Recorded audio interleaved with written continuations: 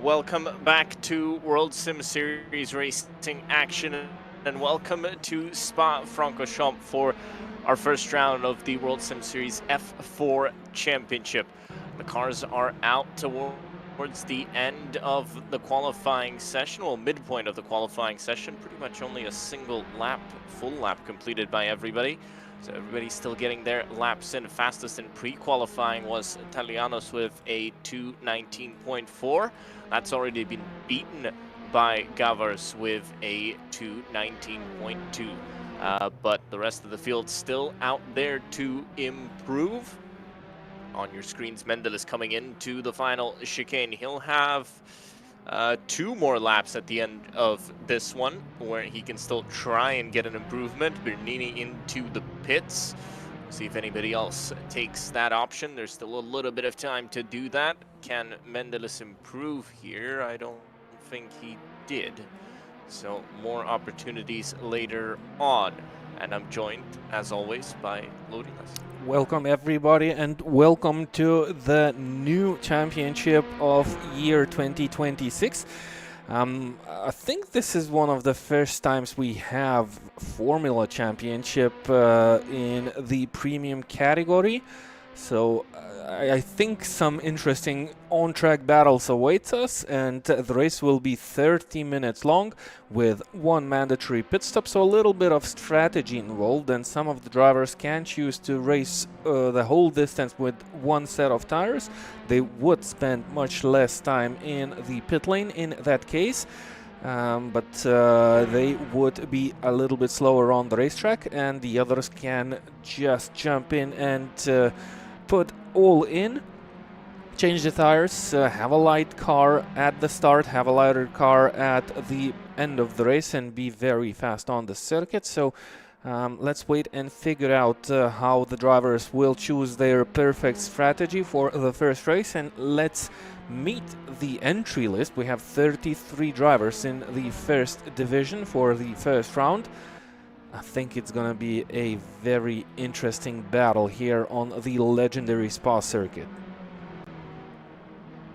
Yep, a big battle and a big slipstream battle as well for these F4 cars. They're not the most powerful things, so the slipstream will have a big effect as they run down these super duper long straights around this place. Mendel is purple in sector 2, green in sector 1. I'm going to think that maybe Gavars got a bit of a slipstream on the run, guessing up Rougen into the chicane at the end of the straight there. So we'll see if that's the reason why you don't see a purple first sector from Mendeles, but coming in to the last chicane needs to get it right, needs to get it perfect.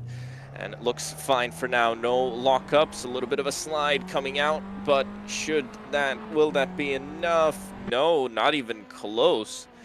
Still 3/10 away, and Gobosnidze improves to 3/10 away as well, but a little bit quicker than Mendeles, puts him into second, and everybody going back into the pits. Bernini, he's on a medium tire, trying to set a qualifying lap. Tamianos into P4, Asp into P5. Bernini, has he started the lap? I'd assume he did. We don't see the sector times here for this driver, but I think he did manage to start this lap time. He is currently sixth, driving the medium tires in the qualifying session, which is a little bit strange. Well, the softs, they tend to overheat, they wear out much faster, and you have to be very precise with your braking points. Try to not overheat the tires, because they do that quite drastically. I'm pretty sure we'll see a lot of mediums for the race, but the qualifying session, I think the soft tires should have done the work, though Bernini with the medium tire is still sixth out of 33 drivers, which, well, it's pretty nice. A pretty good tire also to be fast on the racetrack, even in the qualifying session. I think he managed to start the lap. It's a shame we don't see the sector. Sometimes we do see those, sometimes we don't, running a little bit wide on the exit.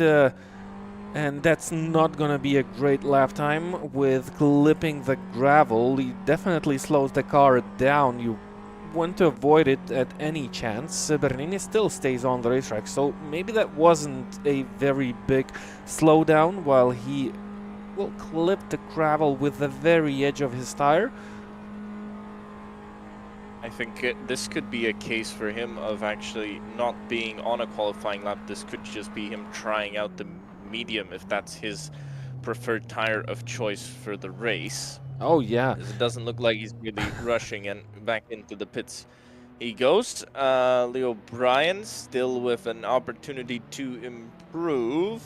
I think will be one of the last cars to cross the line. He's got another one behind him that should do a lap, and can O'Brien improve? Yep, he did. He got up to P6. Yeah. So he was the last car that actually needed to cross the line. And we've got our qualifying results for you. Gavars takes a dominant pole position here at Spa, a 2:19.229, over 3/10 ahead of Kobosnidze, who also takes Pro-Am pole position. He'll line up on the front row. Mendeles Tanianos on row 2. Then it's Asp, Bernini, O'Brien, Jofert, Icardi, and Meyerhofer, your top 10. And then Nikanen, Schmid, Abechunas, Sarma, Azikev, Ojunas, Rybatsky, Sobek, Kirkis, Niskanen, P, Rudelavichus, Matusavicius, and still more cars. Serelis, Ekli, Schwadas, DiMarco, Pedersen, Yippers, Karpinen, Korch, Dovidaitis, Fry, and Gorichuk. So that's your top 10 grid. Well, not top 10, top 34 grid that we've got. And they will get ready to go. It's a half-hour race with one mandatory pit stop. We'll see when the drivers decide to take it. They can take it at any point from minute 1 to minute 29 of the race.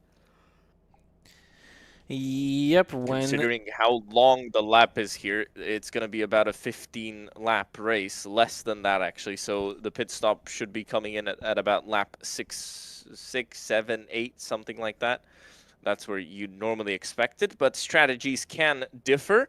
Sometimes you can get out of traffic if you pit early. Here we go, first race of the World Sim Series F4 Championship at Spa is about to get underway. And we're green for round one. Looks like a decent enough getaway from everybody at the front. Maybe a few cars a little bit slower further back. And down into turn one.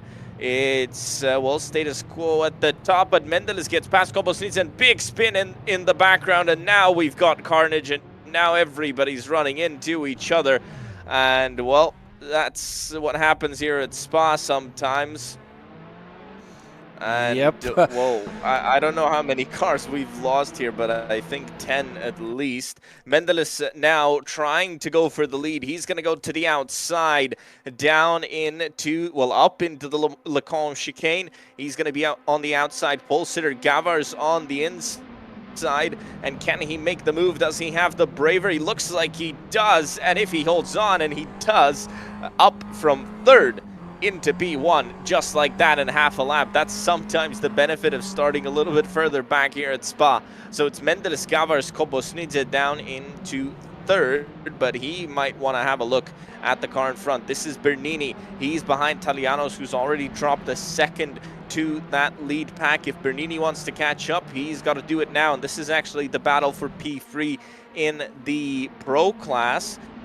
And Kobosnidze trying to get past Gavars. This is not a battle for position. Bernini gets past Talianos, but goes super wide. And I think Talianos might, well, I think he's quite entitled to getting that position back. Are they side by side? No, Bernini gets in front, but we saw him completely off the road. I'm not sure that's very much illegal, but we'll let the stewards decide that one. Well, an interesting first half of the lap.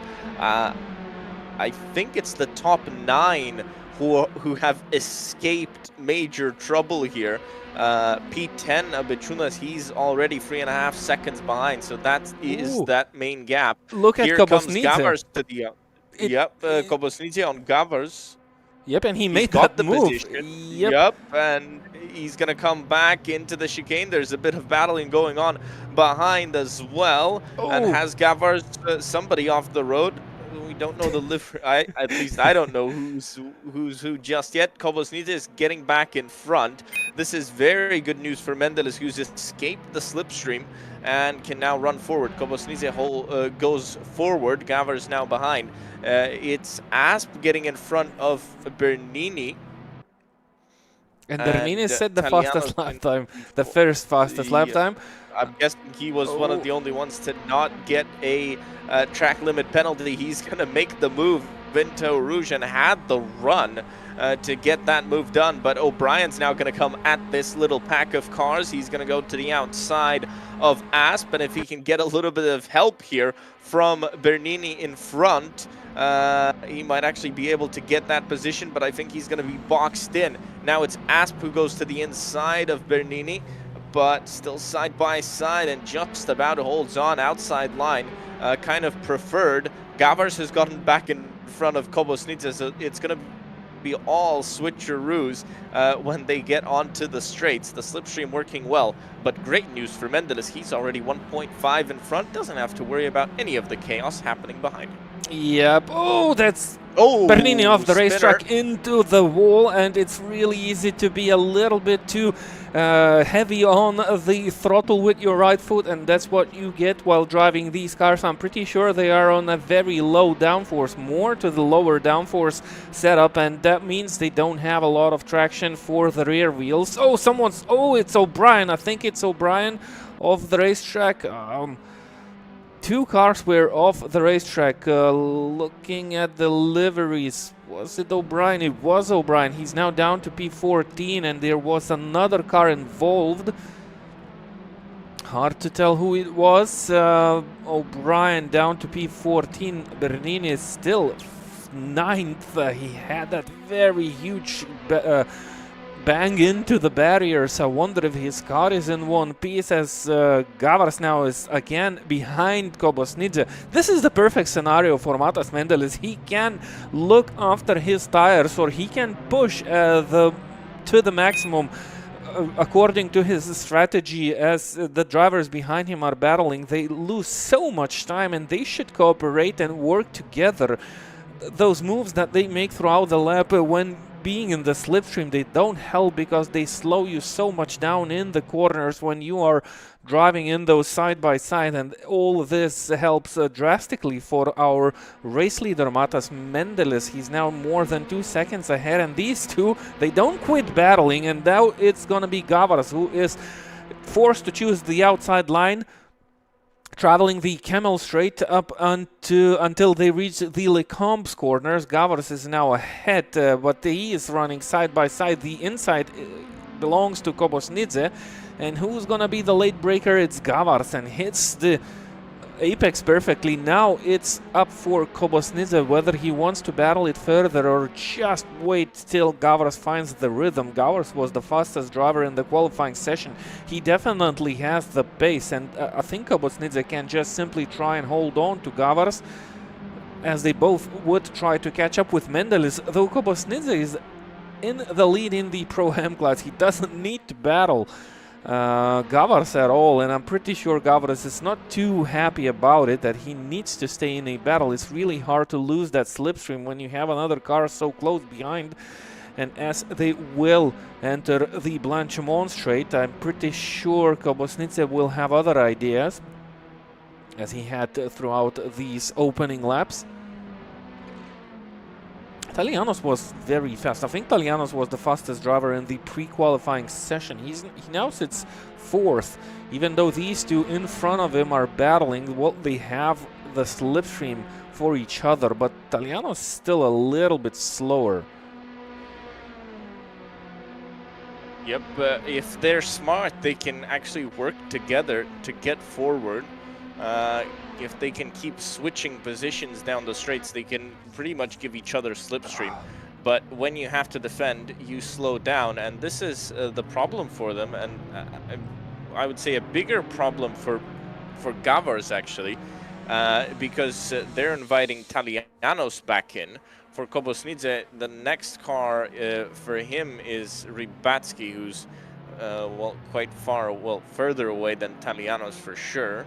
So these two, they need to somehow start working together, stop trying to pass and repass each other, and only do that down the straights. No defensive moves, and they could be able to catch up to Mendelis if they are smart enough here. But now Gavaras moves out of the way and should really slot back in behind, because any time they defend, again, they keep slowing each other down. That's not going to help with catching up. Yeah, but by the looks of it, I think they found the rhythm. I think they've kind of figured this out, and Gavaras did not cause any troubles for Kobosnidze whatsoever, and that might be the beginning of the cooperation of these two drivers while trying to catch up with Mendelis. They will have the slipstream advantage against Matas Mendelis. They could do if they nail this. They are a little bit faster than Talianos, so they might definitely figure something out while trying to catch up with Matas. Of course, the biggest unknown is the strategy of the drivers. Let's look at the tires, and wow, Mendelis and Kobosnidze are on mediums. Then we have 3 drivers which that are on hards, and then we have well, mixed tires here. That's Rybatsky and Pechunas. But we already can identify the strategy slightly, and looking at the hards, I'm pretty sure the drivers will go on that tire till the end, and the drivers who are on mediums, they might go into the pit lane and change them. I wonder how that's gonna pan out, that these two are still side by side. No, Gavaras is back ahead of Kobosnidze, and they are trying that cooperation while trying to chase down Mendelis, but Matas is pretty consistent, and well, his lap times are they better? Let's look at the last laps of the drivers. Mendelis sets the fastest lap time. We can see that on the right side near the timing tower. We don't see that on the timing tower itself. Wonder if that's a mistake, because Mendelis just set a 2 minutes 20.5. It shows that he did a 20.9. Maybe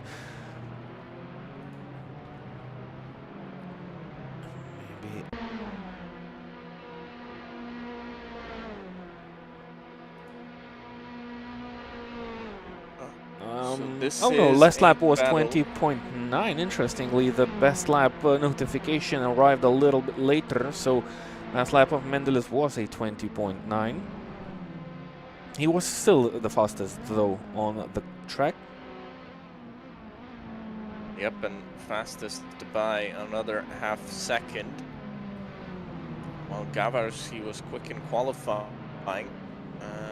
And Kobosnidze was quicker than Mendelis as well. Looks like they don't have that pace here in the race. Still, obviously, pit stop is another thing to consider. We've seen drivers make mistakes on those. Bernini, well, he's running with a damaged car. You can see the rear wing looks to be at a strange angle compared to everybody else. Yeah. Oh, runs a little bit wide, definitely. Well, he should be lacking of downforce, especially in those fast corners. Maybe lacks a little bit of straight line speed. He will have the opportunity to fix the car in the pit lane, but this is a short race, and any second longer you spend in the pits, that might influence the end result of your race. But Rybacki just made a mistake. This is an easy overtake at this moment for Bernini into P8, but Rybacki should have that straight line speed and, well, the downforce advantage probably. He's already into the inside, and that's how much slower the car of Bernini is. It's really very difficult to drive such a car when you lose the downforce. That's Niskanen against Joford battling for P11. Oh, it's actually P17, so Joford quite down low. Is that Joford in front? It is a Pro-Am driver. And well, he's currently 8th in class.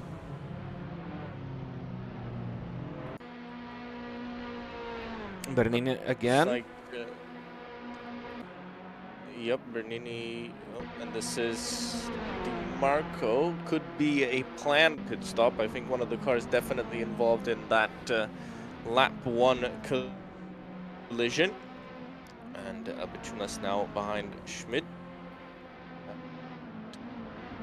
Stays behind. Looks like more of a decides to stay behind. Bernini on the back of Rybacki. This is P versus Meyerhofer versus Sarma. Battle for, well, that's for P3, yep, for 12. But look at the car of SP. And by the way, you have to participate with your full name in this championship. So whatever position P finishes in, his result will be disqualified. It's written in the rules, black on white. You have to use your real name if you want to qualify for the points. So SP, well, he will not finish this race in any position, no matter what position. He'll cross the checkered line.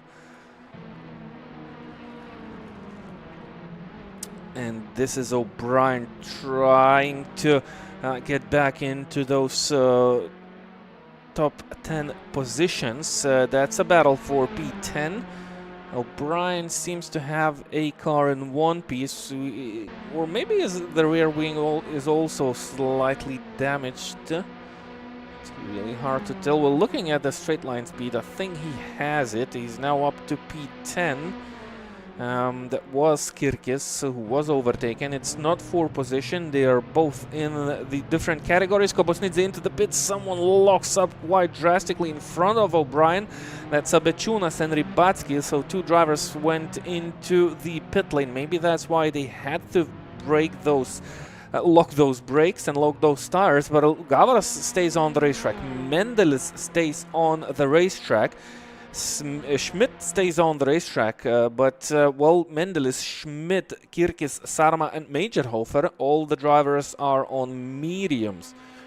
And most likely these drivers will be heading towards the pits by the end of this lap. So it's gonna be a shorter distance of the race remaining. well, it will depend on when the drivers will cross the start and finish line. But 15 minutes have passed and the planned stops, they are arriving. That's Sarma on Kobosnidze. Kobosnidze just returned from the pit lane, and Sarma also doesn't have a very nice front wing, so he lacks the front end speed even though he's in the slipstream. By the way, Kobosnidze on cold tires, no tire blankets in this championship. You have to bring up the temperature into the tires. Sarma locks up slightly. Someone was off the racetrack. I think it's Schmidt. It is Schmidt. He just made a mistake and he's yet to make a pit stop. Gavars gaining on Mendelis, I believe, on the last lap. The gap just going down. It was more than 3 seconds. So Gavars, as soon as he was left alone on the racetrack, he started to be very fast. Kobosnidze is still warming up those tires. It's really hard to do when you are involved in these situations. Side by side with Schmidt. Major Hofer also now on the tail of Schmidt. And look at Sarma with that. Not the straightest front wing of the Formula 4 cars. He's still doing a pretty decent job. Now Kobosnidze in that slipstream. Mendelis goes into the pit lane. Gavras stays on the racetrack. That's gonna be a split strategy. I'm pretty sure about that. I think Gavras will go into the pit lane towards the end of the race to add 1 liter of fuel, because he's on that hard tire. It's an easy overtake for Kobosnidze. Is it though? Sarma brakes late, but he clips that apex and goes straight into the pit lane. Now it's Kobosnidze versus Mendelis. Mendelis is rolling off out of the pit lane. Kobosnidze, he'll be further behind, but he's gonna be on those warm tires. O'Brien and Mendelis, not the nicest way for the previous race leader to re-enter the track. O'Brien on those hard tires, and that might be also a player in the a player in the battle for higher places in the finishing order. O'Brien goes defensive. Mendelis has that overrun, but he's on cold tires. Mendelis will have to brake earlier, and that's position saved for O'Brien. And this is gonna hold up Mendelis. And this is very good news for Gavars, who I think will try and push his pit stop a little bit later if he can see that he can come out into no traffic. Mendelis was, well, super close to being clear, but lacked a few tenths of a second. If he would have been clear, that would have been job done. Now he's gonna struggle. It's a shame we don't see the information about the tires. It's just not getting through the system. It shows that Mendelis didn't change the tires. Maybe that's the case. So he just probably added a little bit of fuel, similar for Kobosnidze. Mendelis actually ended ahead of Kobosnidze. Even on these cold tires, he still has a 7 seconds advantage. It was a little bit less before the pit stops. Mendelis unable to overtake O'Brien. Those cold tires don't give him enough grip. Talianos into the pit lane. Gavras staying out on the racetrack. Talianos, I think he was on hards. Yep, he was on the hard compound tire. Bernini also into the pit lane. What about O'Brien? He pits. Mendelis stays in a clear track. Well, is it Asp in front? I think this is a lapped car in front of Matas Mendelis. Yep. And oh, Talianos out of the pits ahead of Mendelis. So Mendelis lost quite a lot of time. And is he going slow? He's unable to catch up with the car in front, which is a lapped car, a damaged car. But Talianos, oh, he was on hard tires, so this is the strategy difference. There you go. Talianos was behind Mendelis before the pit stops. Now he's ahead. So I think Mendelis go for a tire change, and Talianos just added that 1 liter of fuel. and it was a much faster pit stop, and he's out on warm tires. They didn't cool down too much. If Mendelis made the tire change, the tires definitely cooled down quite a lot, and he still needs to bring that temperature. That could have been why he was really struggling to get past O'Brien. He couldn't get close enough. Maybe needed to get those tires up to temperature. Wide from that car and off the road, but didn't hit the barrier. A better spin than Bernini. Now the question is Gavars. He's still got clear track in front of him. And he has the pace. Into the pits now. Well, again, he would be rejoining into traffic. Because now Mendelis has another roadblock for him, which is Talianos in front of him. And Gavars would rejoin. I would even guess behind both of them. I wouldn't think so. He's on hard tires. He'll definitely rejoin the track in front of Talianos and Mendelis. Talianos was behind Mendelis. He's now in front. So Gavars was almost on the back end of Mendelis before the pit stop. So if he's on a similar strategy... For some reason I thought he would need tires. I thought he would need tires, but I guess he doesn't. So well, yep, he would come out in front, and I guess, yes, then it makes sense to stay out as long as he can. Everybody behind him has now pitted, so the window opens up for him. He could pit now if he wanted to. And look, Mendelis doesn't have the pace advantage. With the medium tire, it's not enough 0.05 of a second. It's not going to work out for Mendelis, so I think Gavars just started out the race, was very gentle on the tires, was running a little bit slower, but I think that's going to pay off. And that's what you get when you start a fresh season with new rules, new cars, and that strategy involved. Drivers have to figure it out throughout the season, which strategy works better. And, well, there's no other way to figure this out, just entering the track and putting that strategy to play. It's Bernini and Asp. Asp back out from the pit lane, and they are on hards. Asp actually is on medium tire. Wasn't he on hards before the pit stop?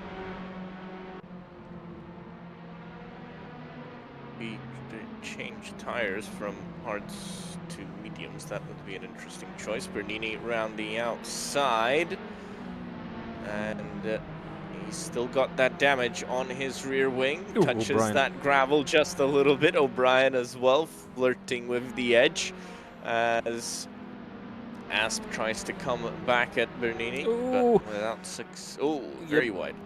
Looking at the tires, look at the tires. I think we can differentiate the tires from the looks. Bernini has very shiny tires. Asp has a little bit more matte tires, and this is hard versus soft.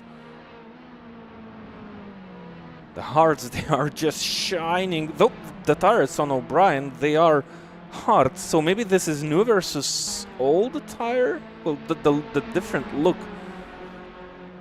See how the tires look different on both of the cars, so maybe this... Yep. Maybe it's just the sheen of a new tire. Oh, Mendelis, by the way. Wears away. Gavars has stayed out. Mendelis fastest lap of the race. So Gavars will be approaching his pit window shortly. Wonder what the pit delta is, but I'm pretty sure Gavars will end up ahead of Mendelis. Oh, that's Bernini. It was Bernini. Out of the bus stop chicane, made a mistake. Lots of mistakes for Bernini, and he's still in the top 10 places. We've seen two huge mistakes by this driver. That means he's quite fast on the racetrack. When he is not making mistakes, that's a very difficult table to compare the lap times.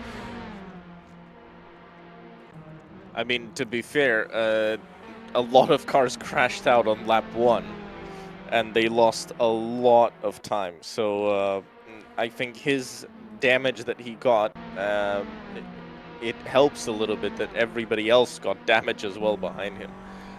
So he's kind of surviving. If it was a clean race start, I don't know if it would have been as easy of a run for him, or at least, well, he wouldn't. I don't think he'd run as high as he is running now.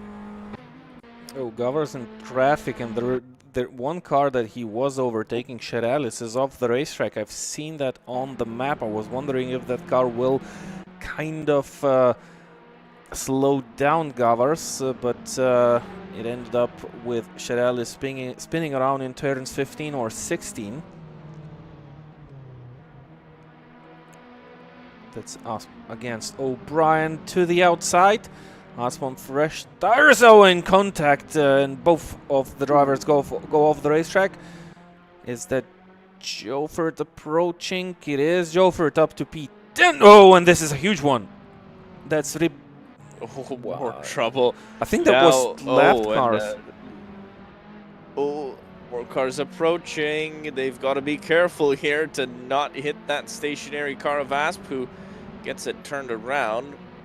But huge position loss for him. Gavars into the pits and gets moving immediately. Now, what will the gap be? He's already out of turn 1. Mendel is still behind.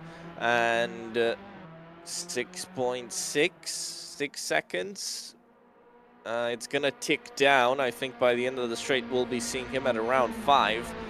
But to catch up that in the 2 laps that we've got remaining in this race, Mendelis would have to put on some show here.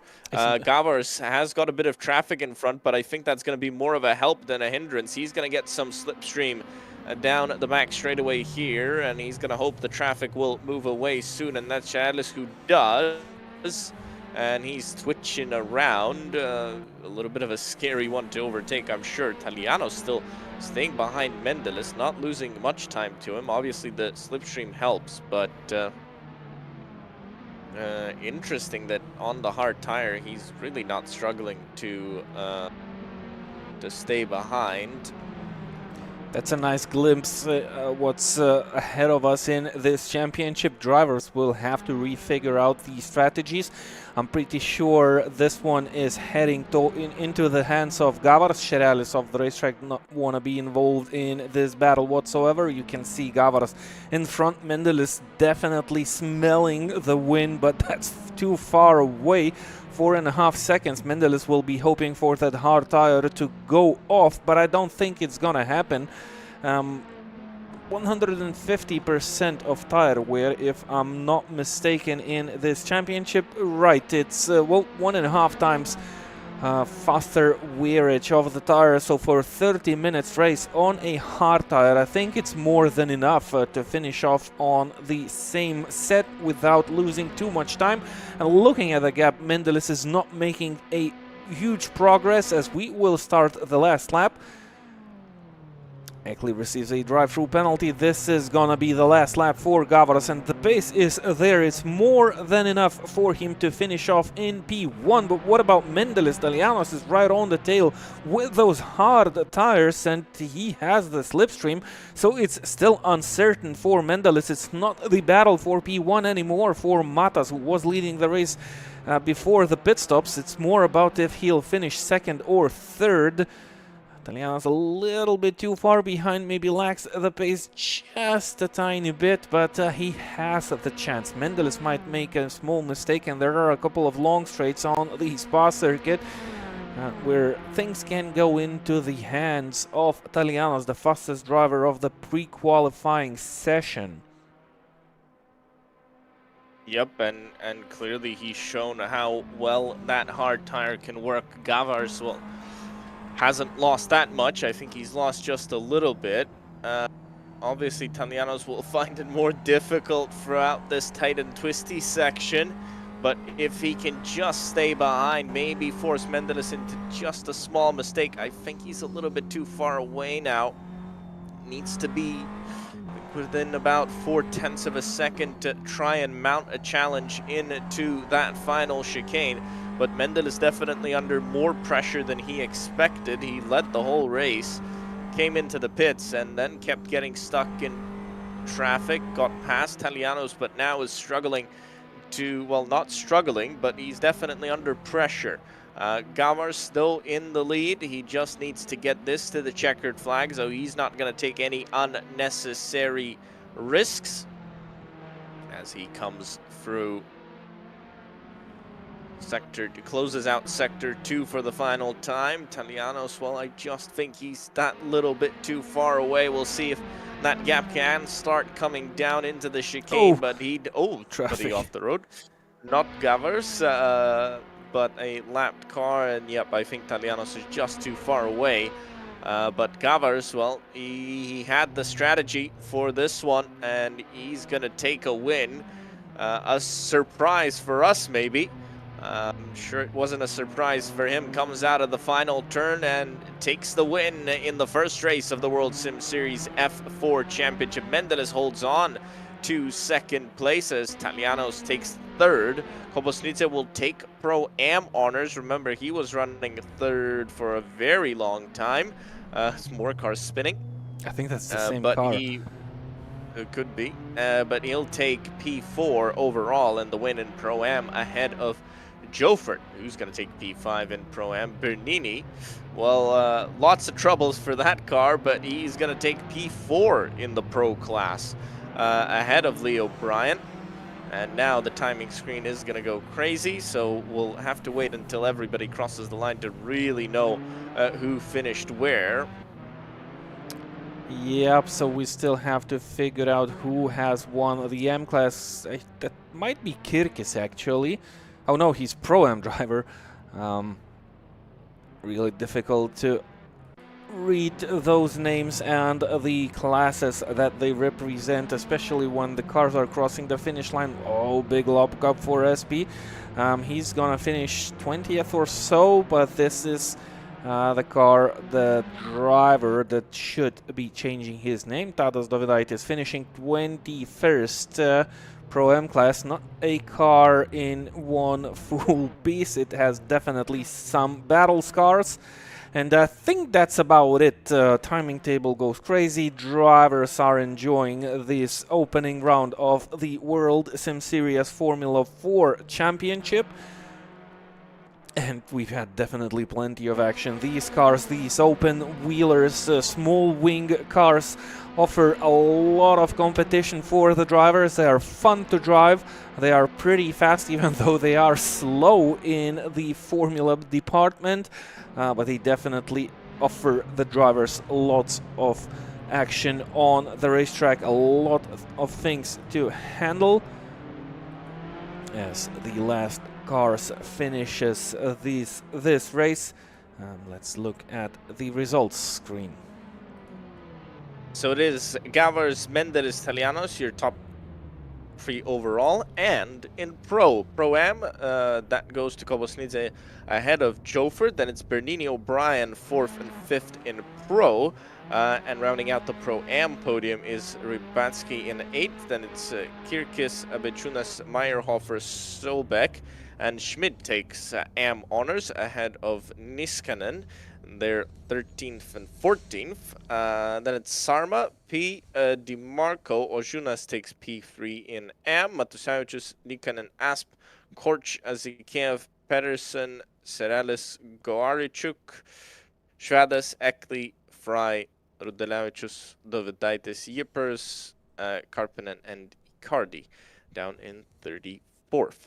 Well, a very interesting race one, lots of action, and next time round in 2 weeks' time, we'll be heading to Mugello for round 2 of the championship. You've still got time to join for that one. Pre-qualifying, well, opens now and continues on until the race in 2 weeks' time. So if you want to join yourself, head on over to worldsimseries.com and sign up for free. And you will miss out nothing. I just want to add up. You will not miss out on the championship because there are 6 rounds in total, but only 5 rounds count towards the overall result. So there's still 2 weeks of time to join this championship if you wish so. Yep, and that's it for tonight from us. Have a good night and have a good rest of the week.